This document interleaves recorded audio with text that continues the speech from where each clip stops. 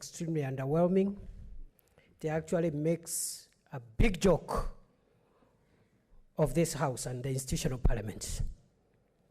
Mr. Speaker, I am here on Standing Order 105, read together with Standing Order 60, which allows any senator to move a motion without any notice.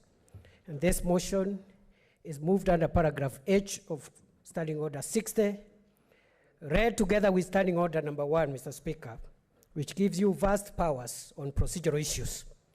Mr. Speaker, today is a sad day for our country. Let me go direct to the point.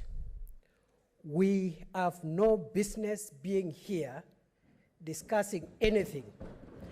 If the senator for Kakamega, Cleophas Malala, the senator for Bomet, Dr. Lagat, and the senator for Samburu, Dr. Stephen Lelewe, are not here. Mr. Speaker, we may be here making speeches and trivializing a very grave matter. It took a desperate young man in Tunisia to burn himself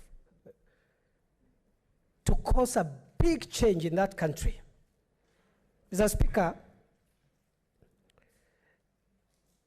we are willing to come back subject to the 3 days notice.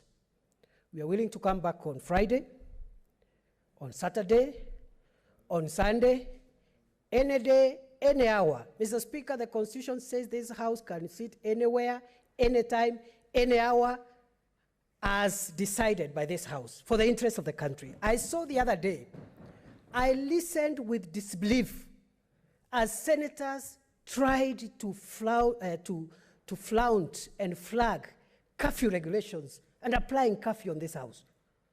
Mr. Speaker, if this House is called to decide whether or not the President should deploy the Kenya Defense Forces in war to defend our country, this House can meet at 4 a.m. in the morning, any day, with curfew, without curfew. And Mr. Speaker, with due respect to the COVID protocols, there is no way this House can be treated as if we are coming here for disco, so that at 9 p.m., if you're in a disco, you go home. Mr. Speaker, Parliament of Kenya must face the executive head-on. The Parliament of Kenya must face the judiciary head-on. There is no way we are going to entertain any arm of government to run this institution. We will not allow it. We are not kidding. We are not playing games. Arrest us, kill us, torture us. We will not yield.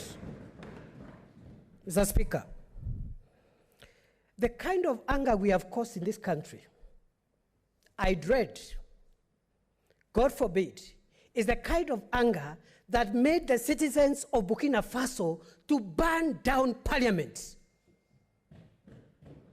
And when the president of Burkina Faso, that was 3 years ago, I'm not talking about prehistory. When the president of Burkina Faso heard the parliament is in flames, he fled. His name is Blaise Compaoré. That's how he was voted out of office, by fire. Mr. Speaker, by fire, by force. Bring the senator of Kakamega, bring the senator of Samburu, and bring the senator of Bomet. Mr. Speaker, I move that this House adjourn until when our 3 colleagues will be here. Mr. Speaker, I don't want to belabor the point. I know the trick. Those who are peddling a dangerous formula of dividing revenue in this country are using. They think without these 3, they have 24 senators to pass this ugly formula. We will not allow it. Mr. Speaker, I have before me here a letter which you have received in your office 10 minutes ago from the senator of Kakamega, Cleophas Malala, saying nobody should try to vote in his place. And I'm going to table it. It's received in your office. We cannot come here and trivialize a serious constitutional institution like the Senate. We cannot. And Mr. Speaker, today, history is before you. Today, destiny is staring at you. As the Speaker, who will deliver this Senate from the bondage of malevolent and capricious men. I want to end, Mr. Speaker. You know, there are people, and I'm glad some of our colleagues who were opposed to, who were trying to peddle this formula, toned down, including my student, the senator for Muranga. He has toned down. Mr. Speaker, there are people who have not given up, and they are trivializing this matter. And they think they are very big. We are being treated to things like system and deep state and deep what. Mr. Speaker, history is replete with strong, generous, and powerful kings and monarchs who have been brought down by the power of the people. And Mr. Speaker, today I want to remind them of a man called Belshazzar, a man who God favored to be king in the book of Daniel.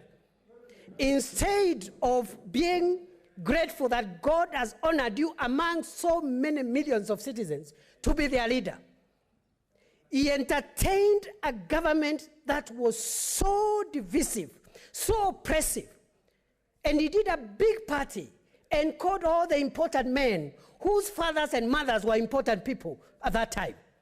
And the Bible says he made a feast,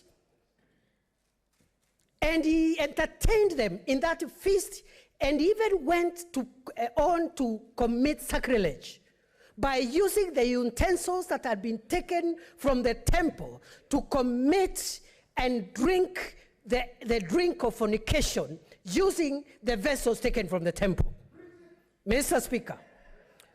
Speaker, as they were enjoying, as they were making merry, as the deep state was celebrating, as the system was celebrating, suddenly, and I say suddenly, there is going to be a war in this country. There is going to be a writing on the wall. Mene, Tekel, and Parisi. We will not sit here to discuss anything until Senator Malala, Senator Lelegwe, and Senator Lagat are here. Mr. Speaker, I beg to move. I request Senator Mutula Kilonzo Jr. to second.